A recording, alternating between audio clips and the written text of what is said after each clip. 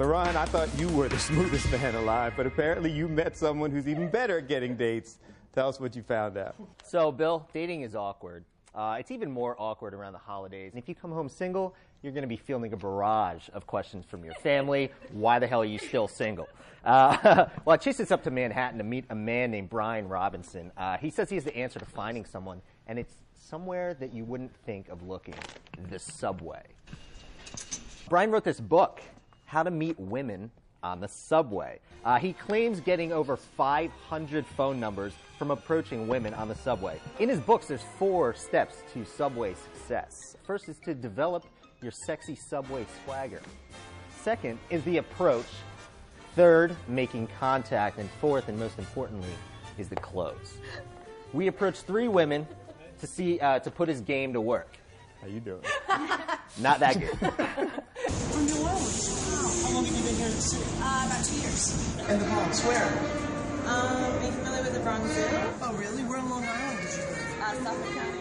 He was actually surprisingly really, really good. You'd think it would be really creepy, but the common consensus of the women that we spoke to was that his creepy factor was pretty low. The creepy factor is very low, which is awesome. When you're not creepy, it goes a long way.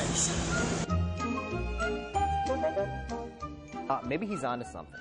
What do you think? My first problem is this photo. If a guy ever smiled at me like that, I would run. Oh, come on, that's the book cover. He got 500 numbers. Correct. Did he use any of them? Did he call any of them? Does he know if they're really numbers? He went on a ton of dates.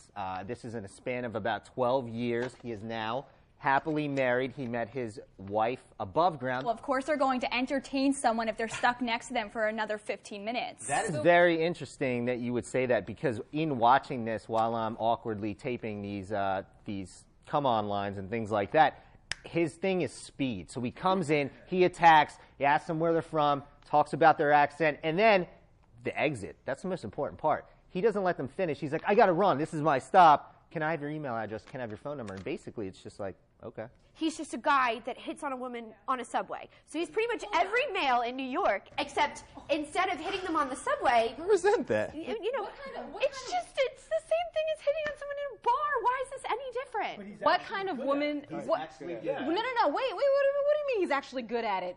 How good looking are these women? Who are these women he's getting the numbers from? Because you get a number from a lot of people. But is it the cream of the crop? Are they he's getting the numbers, but the women are busted. Is that most of the women in New York City are relatively smart, relatively sophisticated, and if you come up with a dopey pickup line, you're going to sound like a guy with a dopey pickup line and get the Heisman. Say what you want. The dopey pickup lines got him a book and 500 numbers.